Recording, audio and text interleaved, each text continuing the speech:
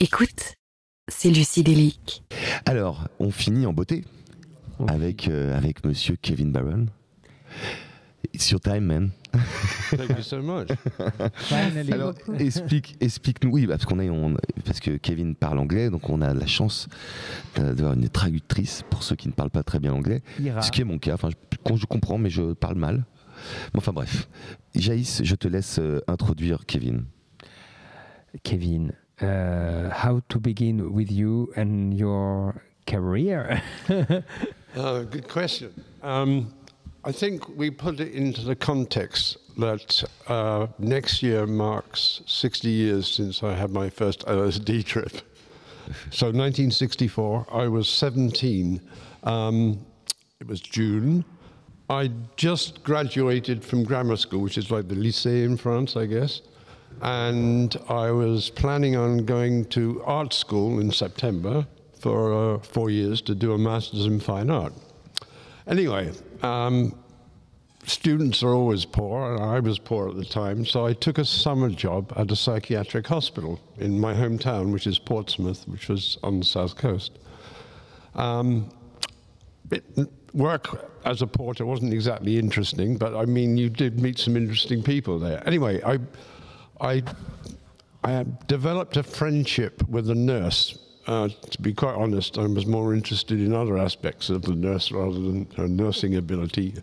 Anyway, we became friends, and occasionally we'd grab a cup of coffee. And after about 2 or 3 weeks, she said to me, look, you may not know this, but some of the doctors here are carrying out some really interesting research work using a very experimental drug.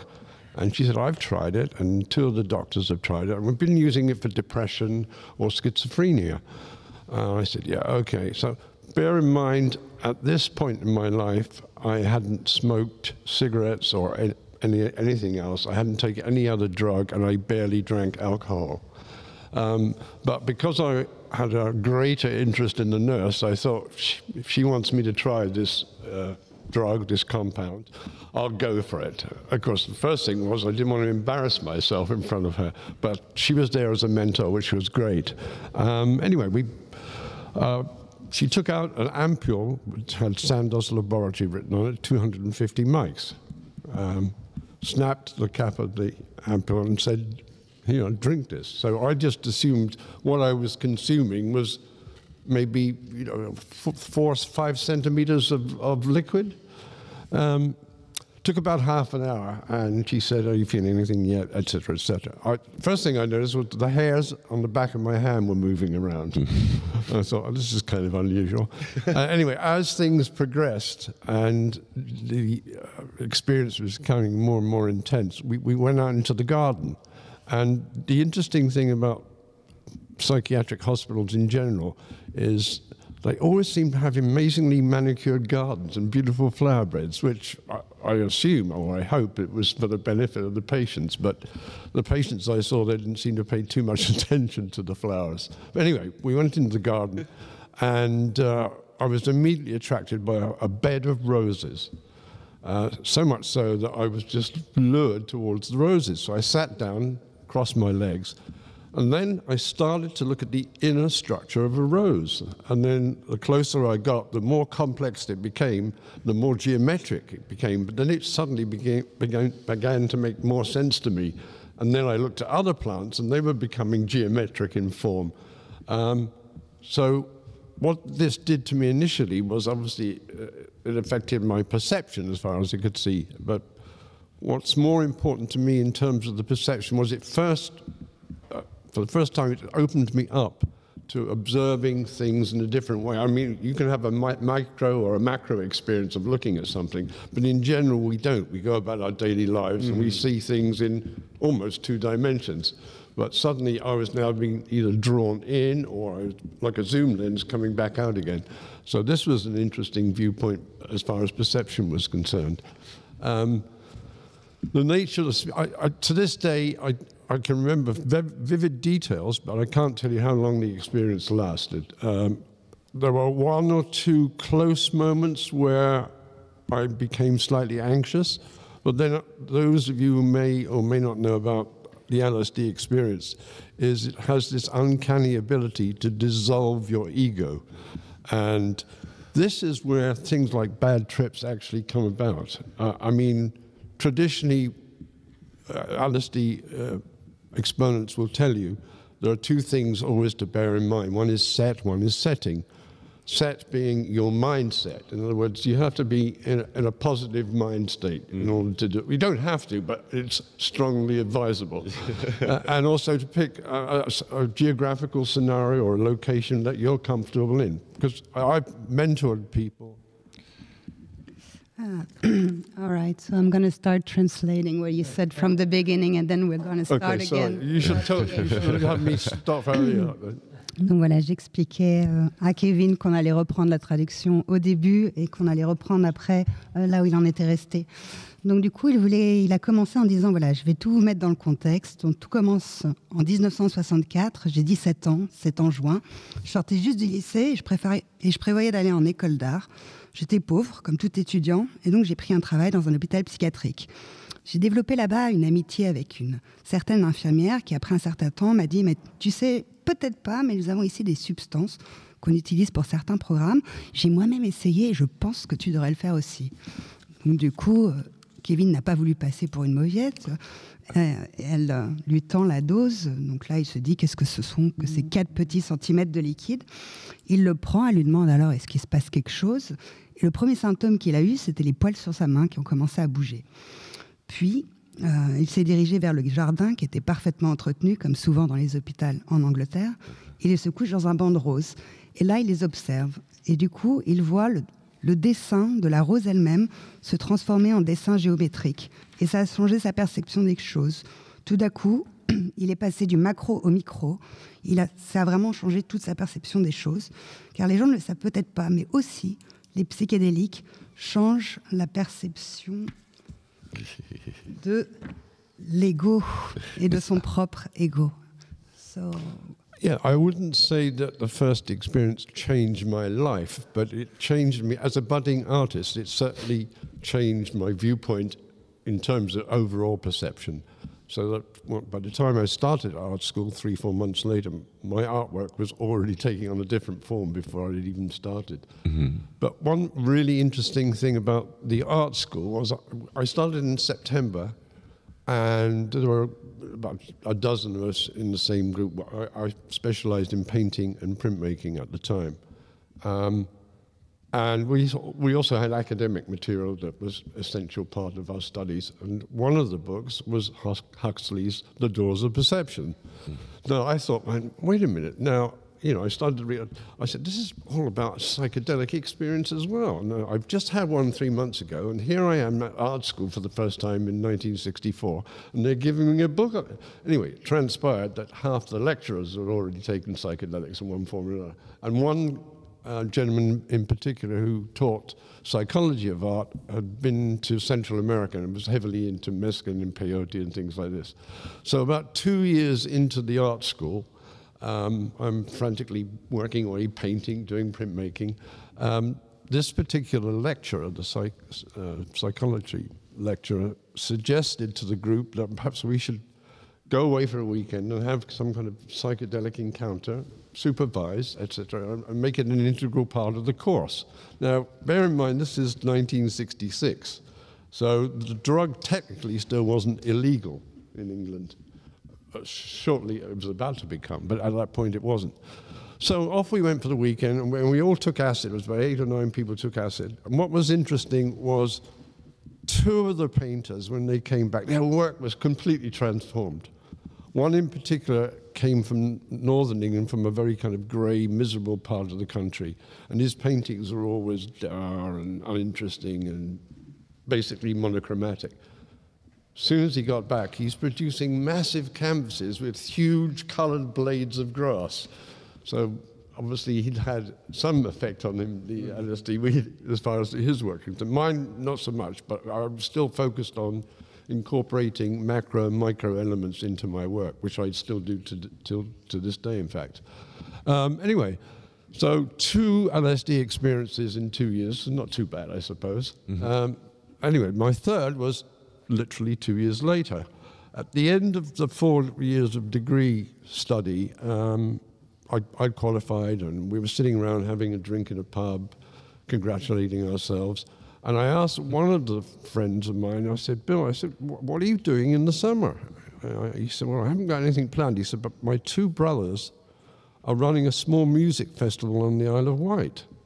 I said, oh, okay, that sounds interesting. Now, I had musical connections because during the 4 years at art school, I became the social secretary, which is a role where you organize functions for the student union. So it'll be dances or raves or whatever. So I had connections with a lot of music agencies and was able to get some interesting bands to come back down and play at some of the functions. So anyway, I said to Bill, okay, what's the idea of this little music? Oh, we're trying to raise money for the Isle of Wight Swimming Association. Oh, okay, fine. So I said, so you have some bands booked, just out of curiosity? Yes, he said, we've got a band coming from America called the Jefferson Airplane. And I went, what?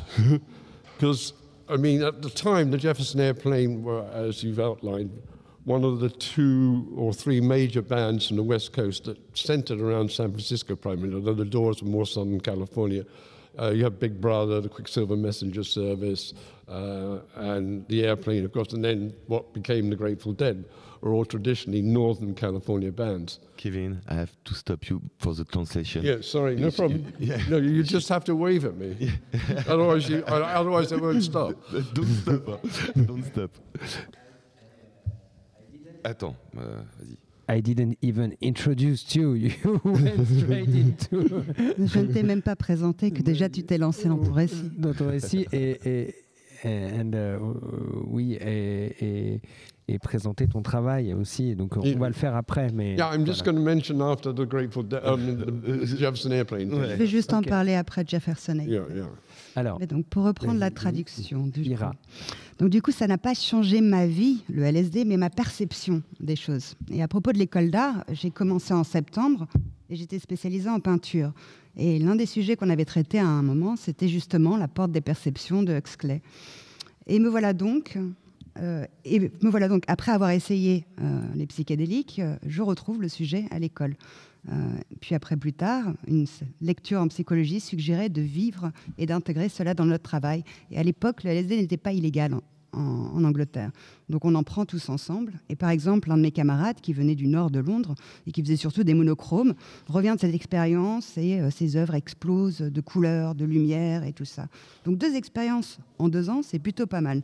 Et la 3e, j'étais dans un pub et il y a un type qui est là et qui me demande « Tu fais quoi cet été ?» Et je lui dis « Pourquoi ? Qu'est-ce que tu as à me proposer ?» Et là, il me parle d'un festival de musique. Je dis « Ok, c'est quoi l'idée de ce festival de musique ?» Et le type lui répond « Lever des dons pour l'association de nageurs de l'île de Wight. » Je dis « Ok, super, ça a l'air très cool. Et donc du coup, vous avez un groupe qui va venir ?» Et là, le type lui répond « Ouais, Jefferson's Airplane. » Jefferson Airplane, ouais. Okay, so here we are. We're at the Isle of Wight and the Jefferson Airplane arrive. Anyway, I get introduced to the band members, and they've got a whole entourage. They brought their light show with them, and the wives and the children, etc. It's a real family event. Anyway, I had a conversation with Paul Kantner, one of the musicians, and we were talking about this and that, and he said, "Have you ever tried LSD?" I said, "Well, actually, I have." And he seemed actually really surprised. He thought, "Oh, what, there's this guy in England on the little island of the south coast, he's taken LSD." Anyway, to tell a long story short, he offered me some orange sunshine, which had been some of the prime LSD produced in the Summer of Love, 67, in that era. Mm-hmm. So I said, okay. I said, when should I? He said, well, do it whenever you want to do it, obviously, which is an important point I will make shortly. So I put it away. Anyway, so the next thing I know, the band played, and then I was invited to go on the tour with them. They did like 4 or 5 other gigs in England and Scotland. And they said, "Hey, why don't you come along? We're not, you're not doing anything," as I wasn't. So off I went. Anyway, it culminated a week later at a really interesting venue called the Roundhouse in North London. The Roundhouse was an old railway shed, one of those where the old steam engines would go in on a turntable and they'd be moved around, or they'd put away for the night. So this was literally a round building, but it had been converted into a theatrical stage area, etc., etc. So this particular weekend was the culminate. All right, there was an event that occurred for about 2 years called, what was it called, Brave New World? Anyway, it was, they used the Roundhouse to promote psychedelic music. And this particular weekend, because it was the end of the Jefferson Airplane tour, they hired the Jefferson Airplane to play Friday and Saturday night, but also they had the Doors playing. And so the event started at 11 at night and ran to 6 in the morning. So literally 2 nights of Jefferson Airplane and Doors, which was just like absolutely amazing. But I made the fatal mistake of deciding to take the Sunshine on the first night. Now, in fact, that represents the last official night LSD trip I've ever done. I enjoy tripping in the daytime. There's so much more going on. Anyway, I took this Orange Sunshine, and I can't give you any detail at all what happened that night. The only thing I can tell you is I had to go back next night to see how the bands really played. So those were my personal introductions to LSD, but then from a professional standpoint, we go to 1973. During that period from late 68 to 73, rather than pursue my art career, I went into the music business. So you want to have a break now? Translation, please.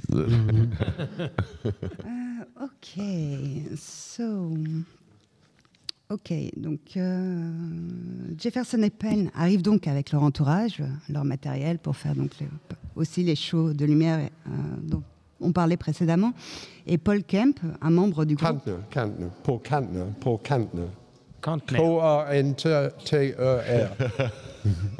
K-A-N-T... Kantner. Kantner. Ok, donc très bien. Donc un membre du groupe. Paul, quoi. Paul, le bien nommé Paul, donc, membre du groupe, me demande si j'ai déjà essayé le LSD. Je lui réponds que oui. Et là, il est assez surpris, mais du coup me propose un Orange Sunshine, qui à l'époque était donc très diffusé sur la côte ouest des États-Unis. Et je pars tout d'un coup en tournée avec eux. Et on se retrouve au Roundhouse. Il y avait un événement qui était appelé The Brave New World et qui promouvait justement les psychédéliques. Jefferson Airplane joue là-bas pendant plusieurs soirs et j'ai fait l'erreur de prendre mon Orange Sunshine le premier soir. Donc je ne donnerai aucun détail de ce soir en particulier, mais je vous dirai simplement que j'ai dû y retourner le lendemain pour voir le show. Not pursuing my arts career at this point and having all these music connections over the previous 2-3 years, I got involved with a major record company in England who asked me to do some of the artwork, controlling and printing and arranging some of the artwork for their album designs, etc., which was interesting work. But I was kind of really more interested in the music that was being produced by the record label, which was Island Records at the time.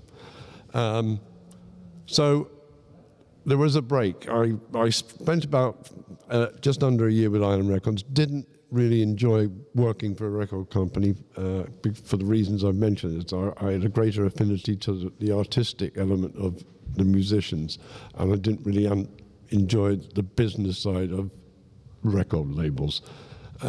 Plus, most of the people that seemed to work in there didn't really know what they were talking about, which is really irritating because it was one of these professions where you got your cousin to come along and be a member of the staff, etc. So it was terribly incestuous. So I left, went to Sweden, lived in Sweden for a couple of years, and then a friend who had a small music career at this point said, "Hey, look," he said, "I've written some new songs.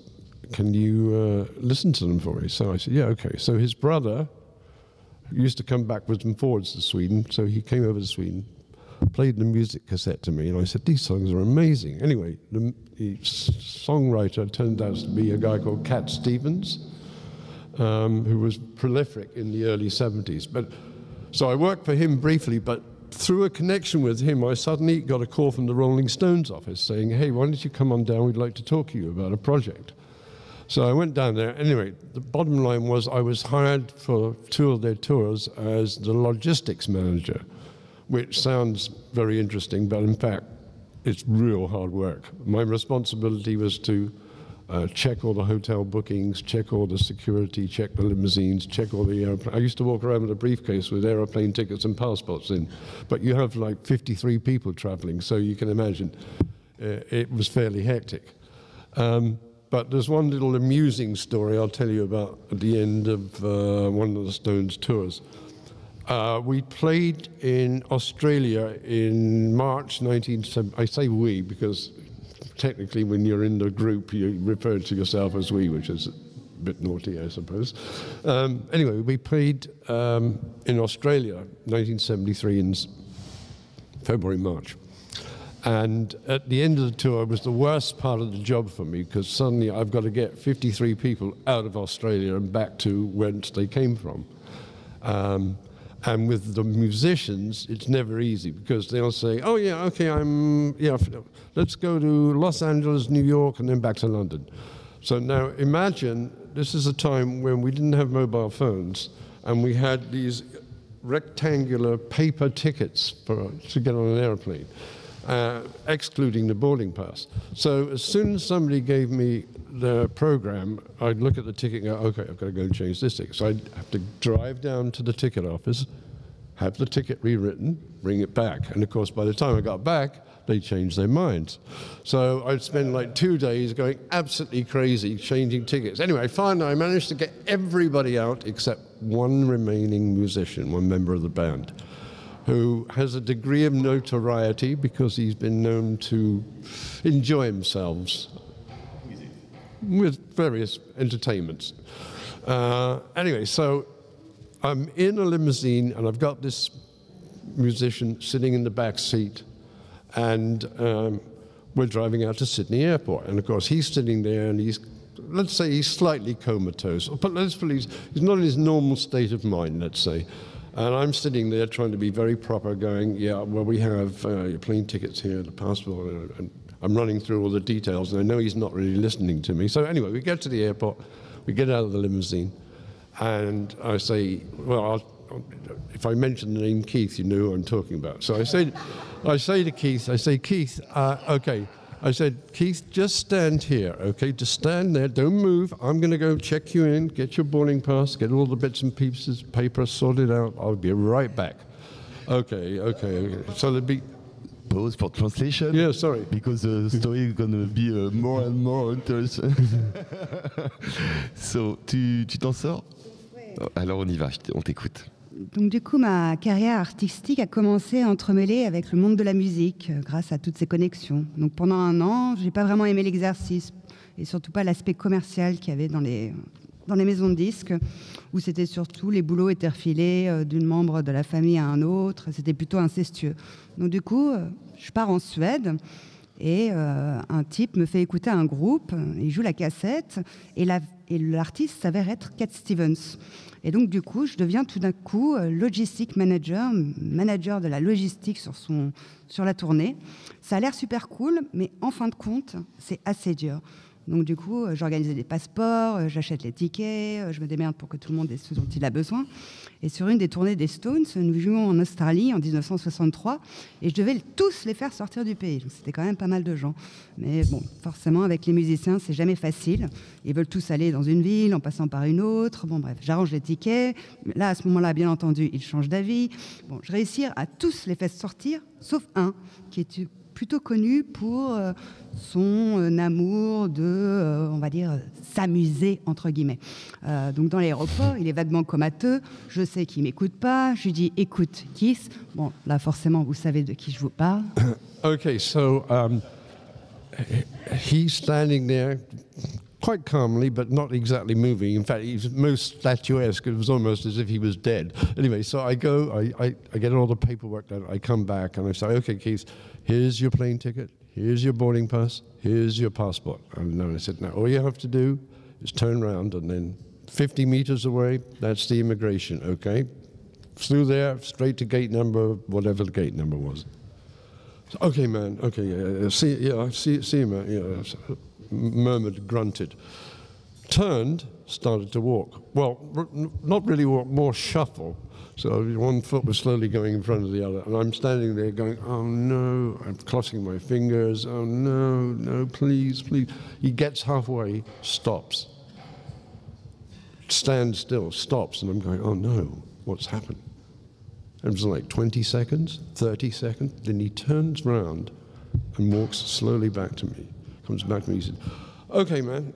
He starts to empty his pockets. He takes out various narcotics, various drugs, and dumps them in my hand right in the middle of Sydney Airport. And he said, oh, yeah, the coke's good, and the weed's not bad, but he said, and some acid there. I said, oh, no.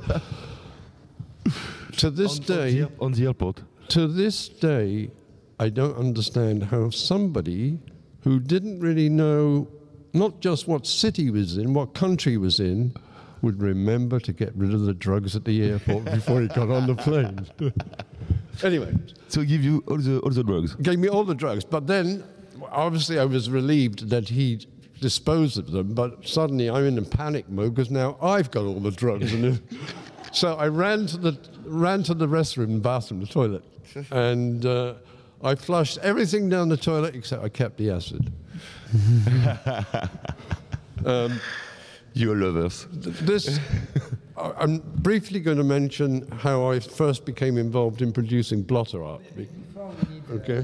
Before we need a little translation. Il est debout là, il bouge à peine comme s'il était mort. Donc j'ai dit voilà, quitte, voilà ton passeport, ton ticket, t'avances 50 mètres et puis c'est la porte d'embarcation. Il grogne, il me fait un genre de ok, je croise les doigts, l'observe, il avance péniblement. Il s'arrête à mi-chemin, 30 secondes, puis 40 secondes. Et là il se retourne et il revient vers moi. Et une fois à mon niveau, il ouvre sa ceinture et sort de tout un tas de matos. De son pantalon donc, et me dit tiens prends cette coke, elle est vachement bonne, et puis ça, et je me demande mais comment est-ce que quelqu'un qui ne sait même plus dans quelle ville il se trouve ou quoi que ce soit pense à se débarrasser de tout ça. Et là tout d'un coup à ce moment-là je me dis mais merde, maintenant c'est moi qui me retrouve dans la merde. Donc du coup je me dirige vers les toilettes et je me débarrasse de absolument tout sauf bien sûr de l'acide. Merci. Thank you, Kevin. But what we need is to introduce your work because you're one of the artists of the... That's where we're going now. Yes. Okay. Because I wanted an introduction of yours, but you went straight into the Once Upon a Trip. Anyway, but I wanted... Enfin, on l'aura compris, j'ai l'impression qu'il a une vie assez exceptionnelle. Hein. First of all, a bit of advice, because it's interesting to hear Kiki mention bad trip or other references to a bad trip. Well, maybe I've just been lucky. I've never had a bad trip in 60 years. Moi, je n'ai jamais eu bad trip en 60 ans. But the only time I took an organized LSD trip was my first trip, which I explained to you. Since then, I always carry some. And you say, well, what do you mean? Isn't that dangerous? Well, I always carry a very small amount. I make sure I've got a trip or two available at any time of the day or night.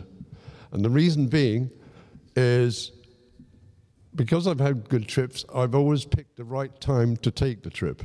In other words, I may get up one morning and it's a beautiful day and I don't have anything to do and I think, go. Now's the time. So that's what I do. So the idea for me to say, okay, Saturday night, 8 o'clock, I'm going to drop some acid. No. And the reason being is fairly obvious. We've referred to set and setting, but I mean, you may not be as positive or as happy come Saturday night at 8 o'clock than you were 3 days ago.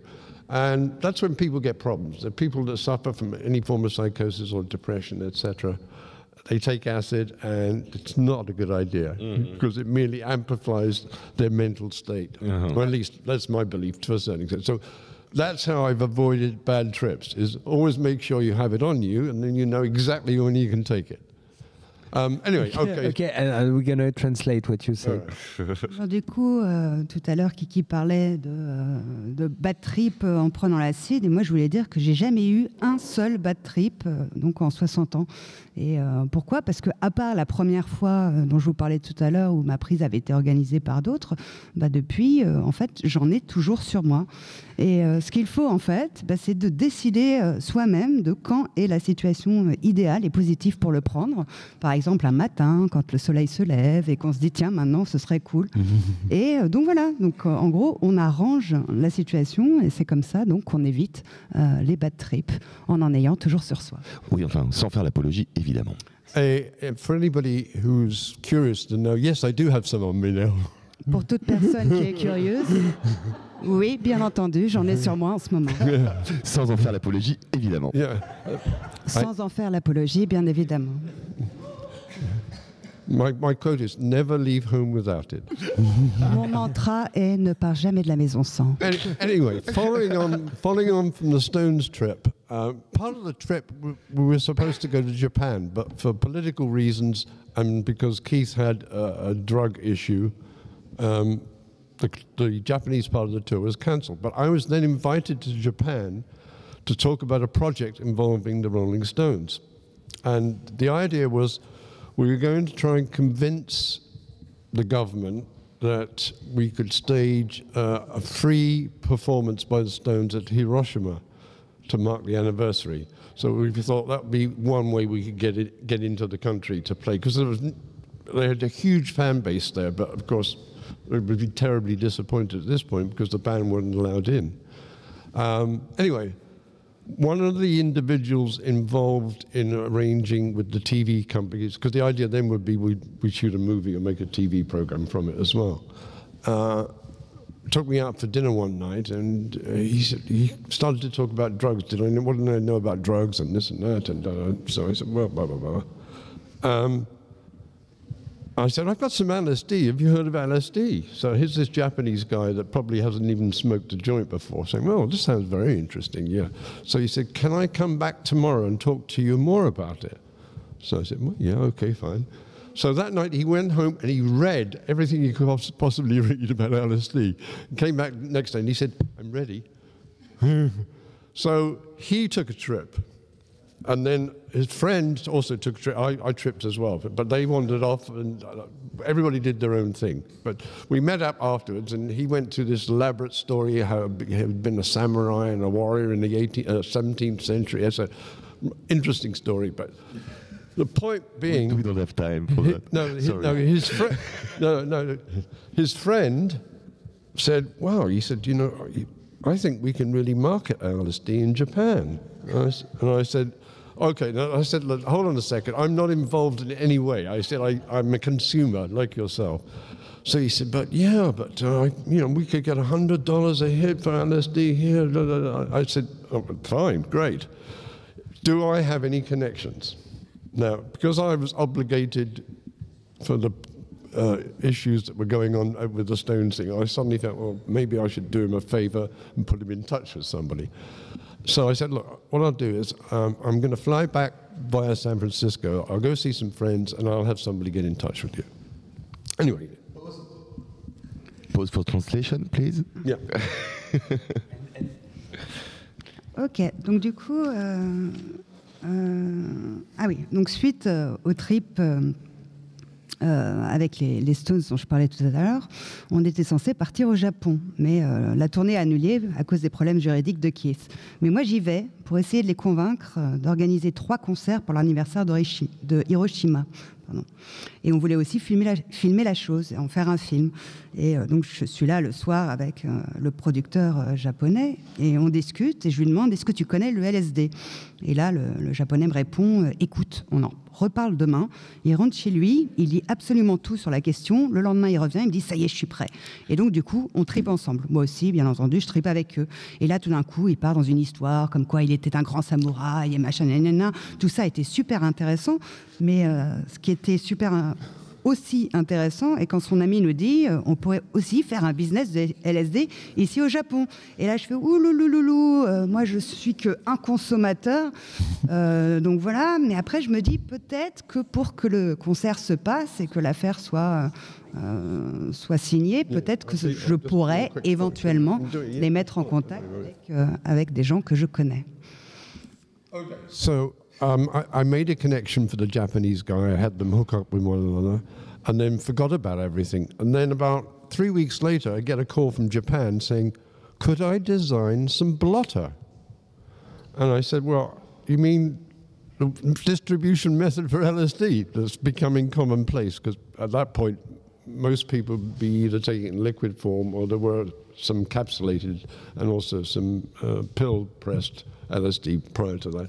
So he said, yeah, but he said, we would like a nice Japanese image on the blotter. So I just used a simple Japanese chrysanthemum for the first one. Did it on 900. If you look on the wall there, those of you that are here, the centerpiece is 900 squares. So it's an imperial measurement. It's 1/4 inches. So it's 30 by 30. So there's 900 hits on that one altogether. The top one is metric. That's 25 by 25, so you have 625 hits. So the squares there are slightly larger. Now, from an artistic point of view, what attracted me most was the conceptual art form. Here was an art form where one small square has a complete image on it. So you're looking at a miniature, but not only are you then looking at the art form, you're then consuming the art. And not only are you consuming the art, but the art's taking you on a fantastic journey. So for me, that's my artistic, philosophical point of view. You have to look up really close. You have to bring it up because these are each individual mandalas, and there's 40 different mandalas. So I always have a complete image on every square for the work I've done. And then, of course, that's progressed over the year. Since that point, I've been designing blotter on and off. There were periods where, of 4 or 5 years, I didn't need to do any. And there was periods that I did too much. But it was a golden era, because now one of my blotter designs is called the Holy Grail of blotter art, because it was signed by Albert Hoffman and Timothy Leary. So it goes for silly amounts of money, although of course I don't have a copy. Good consumer. Yeah. But one final, I produced numerous designs over 40 years. In terms of total numbers of hits, almost impossible to say, but it's somewhere between 1.5 and 3 million, I would think. I did some brief calculations. Can you repeat the number? 1.5 and 3 million. Okay. Yeah. Ok, je veux bien la translation. C'est trop pour moi là. Il y a trop de chiffres. Ça fait beaucoup de buvard ça. It's a lot of trip. It is, yeah. But the other thing I got involved with, because initially I was always just designing the paper. I'm just a paper man, right? But then I became more interested in actually applying the LSD to the paper. Translation, please. Alors donc du coup, après avoir fait le contact pour ce concert, moi j'oublie complètement l'histoire, quoi. Et quelques semaines après, il me recontacte et il me demande si je veux bien illustrer donc une plaquette de buvard. Parce qu'à l'époque, donc, on consommait surtout ça sous forme de gouttes ou de pilules, mais les plaquettes étaient encore vierges et l'idée même de les illustrer était assez nouvelle. Du coup, je crée pour eux un chrysanthème japonais. Et c'est donc le premier pattern, premier dessin que j'ai fait sur une plaquette de LSD. Pour vous donner un exemple, celle qui se trouve derrière vous, là-bas, c'est un 30 par 30, donc c'est environ 900 hits ou 900 prises, 900 trips. Donc voilà, mais moi, en fait, d'un point de vue artistique, ce qui m'intéressait, c'était plutôt le concept derrière. Donc l'ensemble est une image qui, divisée tout d'un coup, en perd son sens, mais surtout, ce qui est le plus intéressant pour moi, c'est qu'on peut la consommer, l'absorber, et qu'après, elle vous fait bien sûr voyager. Donc voilà, j'ai beaucoup j'ai beaucoup illustré des planches, j'en fais beaucoup moins aujourd'hui, mais il y a eu un grand âge d'or dans ma carrière. Et d'ailleurs, ma plus célèbre plaquette a été signée par Timothy Leary et aujourd'hui coûte très, très, très, très cher. Et malheureusement, je ne l'ai pas. Mais on va pouvoir dire qu'environ, dans toute ma carrière, j'ai dû illustrer entre 1,5 et 3 millions de plaquettes environ. Ça fait, it's a lot of, à peu près. Approximately. It's a lot of trip. Well, yes, yeah, but I think how many people perhaps you've given pleasure to. Oui, ça fait beaucoup, mais imagine le nombre de personnes à qui ça a fait du bien. In closing, I'll give you an example. In 1992, I produced this specific design that I showed Kiki earlier on. It's a series of heraldic shields. And there are 10 of them, and they're all French noblemen from the Middle Ages, and each of them was an alchemist. So you can understand the analogy of the alchemy or alchemy of changing base metal to gold, or in this instance, transforming your mind from one state to another. So that was the idea behind the blotter. Anyway, this particular blotter, a client ordered 800,000 over a period of about 4 months. So much so that I had to keep changing the color of the paper and the color of the image, because he said, well, let's have a different color this week. But I mean, it's quite a task to sit down and have to dip 50,000 hits of LSD. It's actually quite pleasant, but it's a lot of hard work. Anyway, what transpired last year, I've been writing a book which is due for publication in April 2024 called Blotto. It's subtitled Adventures and Misadventures in Psychedelia. But as an adage to the book, this time last year, I got a message indirectly from a Canadian. And he said, I've just found out you're the guy that did the shield blotter back in 1991. I said, well, yeah. Blah, blah, blah. He said, I'd just like you to know that you changed so many people's lives, he said, because he said, I literally took 100,000 hits of them over 2 years and distributed them to the parties, the Goa trance parties that took place that I was DJing at. So I thought, wow, this is amazing. Anyway, end of story coming right now. I go to the Boom Festival. You heard of the Boom Festival? It's a psytrance festival. Yeah, you know what psytrance music is? I didn't know either, but it's short for psychedelic trance music. And the original trance music came from Goa in 1989, 1990. And then it's amalgamated, or it's drifted into various styles of trance, I suppose. But anyway, this Boom Festival in Portugal lasts a week, and it's a psytrance festival. Musically, it didn't really excite me, but the event itself was amazing. The people are fantastic, and most people are on some form of psychedelic during the week. So there was a good vibe, a good feel from everyone. Anyway, I accidentally meet the organizer of the Boom Festival one morning. I'm sitting down, have a coffee, and there's nobody else around. We start talking, blah, blah, blah. And it gets around to talking about my being a blotter art designer, and he said, what kind of blotter did you? And I mentioned what I'd done in Goa. And he looked at me, he said, wow. He said, so if it wasn't your acid in Goa, we wouldn't be here now. Because there would be technically no psytrance movement if it hadn't been the combination of the LSD with the music at the time. I mean, another way to look at it is house music with ecstasy. I mean, they're a perfect synchronicity. But that's how LSD seems to work with psytrance music. But it was interesting. I felt quite touched somebody to say, yeah, well, we wouldn't be here now having this festival if it wasn't for your acid back in 89, 90. End of story. Translation, donc. Donc, par exemple, en 1991, j'avais produit un design. C'était donc une série d'écussons de nobles français du Moyen-Âge. Et leur particularité était qu'ils étaient tous alchimistes.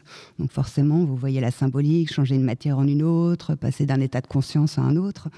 Mais en fait, ce qui m'amuse le plus, c'est d'abîmer chacune de ces cases. Et ça peut donc durer des heures.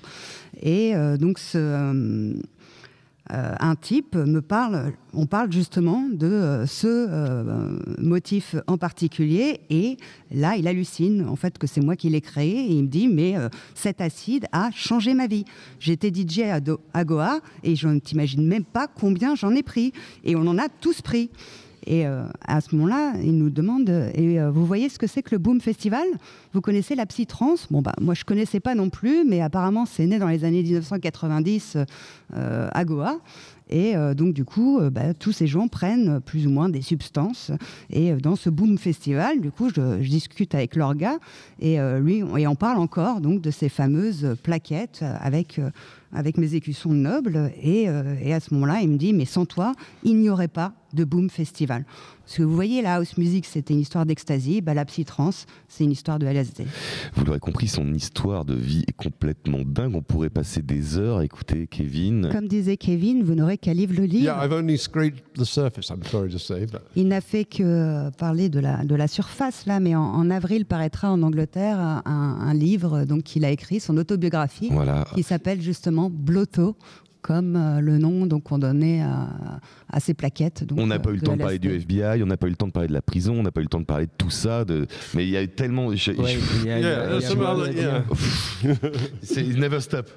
Ça allait un peu vite sur cette fin, mais il faut savoir que ça fait plus de 2h30 qu'on est ensemble maintenant, et qu'il va falloir rendre l'antenne, comme on dit dans le métier. Le temps passe à une vitesse pas possible, avec des invités aussi passionnants les uns que les autres. Kevin, j'aimerais tellement continuer à écouter son histoire. On pourra le réinviter, peut-être, Kevin. Maybe you can come back here for another interview. Yeah, thank you. I would love that. Vous écoutez Lucydelic, le podcast psychédélique.